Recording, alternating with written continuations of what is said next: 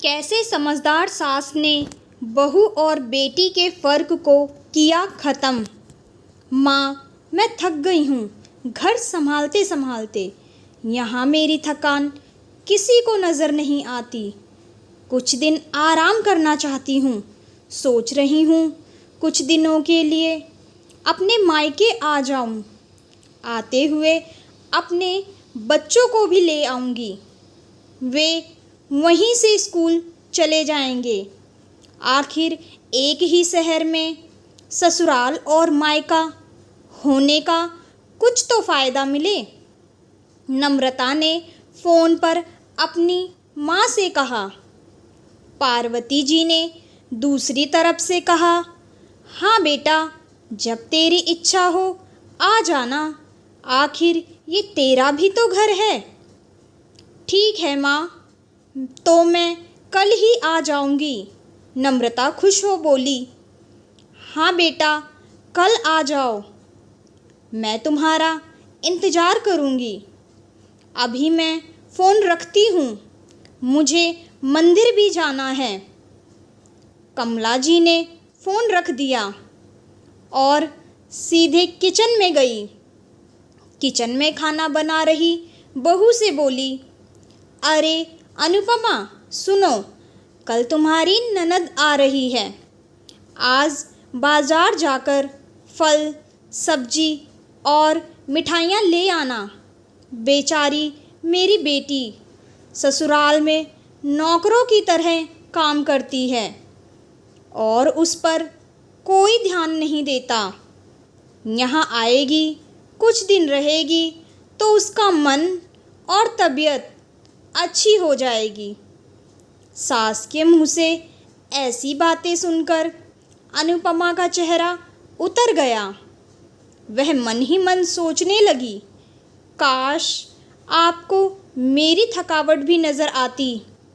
मैं भी दिन में दिन रात झाड़ू पोछा, बर्तन, खाना बनाना, मार्केट जाना और हर वह काम करती हूँ जिससे हमारे परिवार वालों को कोई दिक्कत ना हो।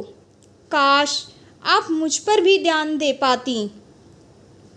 आपकी बेटी तो जब मन में आता है तब यहाँ आ जाती है, लेकिन मैं साल में एक बार ही अपनी माँ के पास जाती हूँ, तब भी आपको प्रॉब्लम होती है। मैं भी इंसान हूँ, मेरा भी मन है। मुझे भी लगता है अपने माँ के पास जाकर थोड़ा आराम करूँ, सुख दुख की दो चार बातें करूँ, अपना मन हल्का करूँ। भगवान, अब तुम ही कुछ करो ताकि मेरी सास की आंखें खुले और उन्हें भी मेरी थकावट नज़र आए। शाम तक भगवान ने जैसे अनुपमा की सुन ली हो और उसकी ननद का फ़ोन आया। ननद ने अपनी माँ से कहा कि उसकी सास ने उसे मायके आने के लिए मना कर दिया है, इसलिए इस बार वो नहीं आ सकती। पार्वती जी बोली, ऐसे कैसे मना कर दिया? पहले तो कभी वह तुम्हें आने के लिए नहीं रोकती थी, इस बार भला क्या हो गया? लाओ मेरी बात कराओ, उनसे मैं समझती हूँ। नम्रता ने फ़ोन अपनी सास के पास दिया। पार्वती जी ने कहा, नमस्कार समधन जी, आपसे कुछ कहना था। समधन जी ने कहा, कहिए। दरअसल नम्रता का कल त्योहार है, इसलिए अपने मायके आना चाहती है। अगर आप उसे भेज दे तो अच्छा रहेगा। नम्रता की सास ने कहा, देखिए समधन जी, आपकी बेटी मायके जाकर रहे, इस बात के लिए हमने उसे कभी नहीं रोका और इस बात से हमें कोई प्रॉब्लम भी नहीं। कुछ दिनों पहले मैं अपने रिश्तेदार के शादी में गई थी। वहाँ आपकी बहू अनुपमा की माताजी से मिलने का मौका मिला। उनसे गपशप करने के दौरान उनकी बातों से पता चला कि अनुपमा को साल में एक ही बार अपने मायके जाने को मिलता है, और वह भी बहुत कम समय के लिए। मुझे लगता है आपको पहले अनुपमा को उसके मायके भेज देना चाहिए, और वह जब मायके होकर आ जाएगी तो मैं नम्रता को आपके पास भेज दूंगी। एक बहुत ज़रूरी बात जो मुझे लगता है आपको समझ लेनी चाहिए कि आपको अपनी बहू को भी बेटी की तरह या बेटी से भी ज़्यादा प्यार देना चाहिए। उसे भी मायके जाने की इच्छा होती होगी। हो सकता है नम्रता के वहाँ जाने से उसकी आवभगत करने के लिए आप उसे मायके नहीं भेजती होंगी, या फिर वह आपसे कुछ कहने से अभी डरती हो।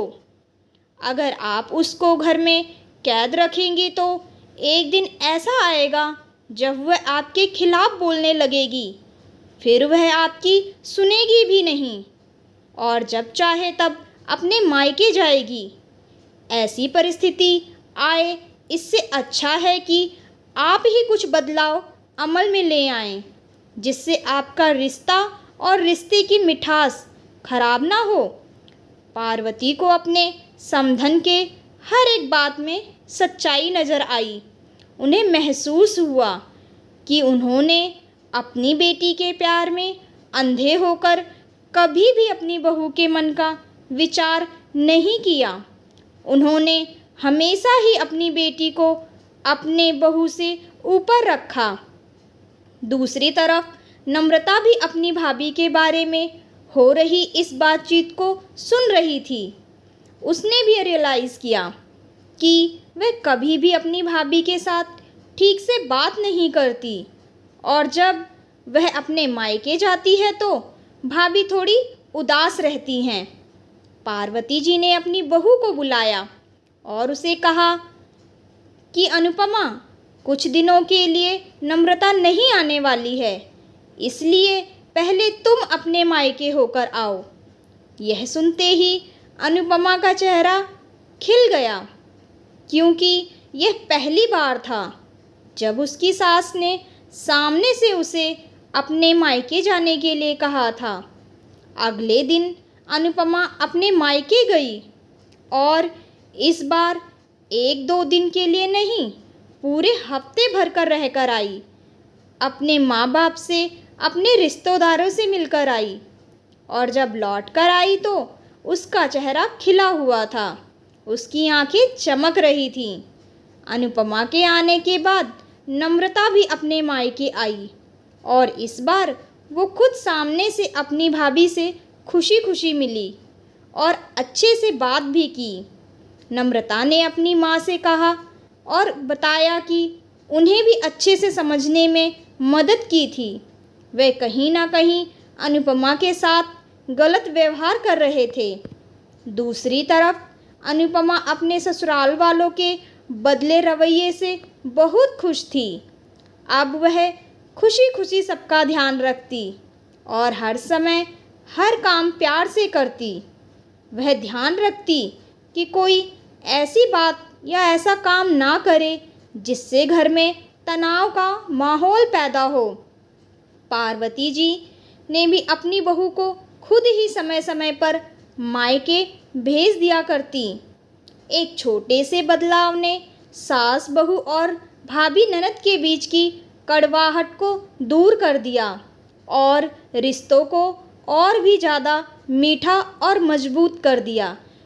कहानी अच्छी लगी हो तो मेरे चैनल वाणी हिंदी कहानियाँ को लाइक, सब्सक्राइब और शेयर ज़रूर करें।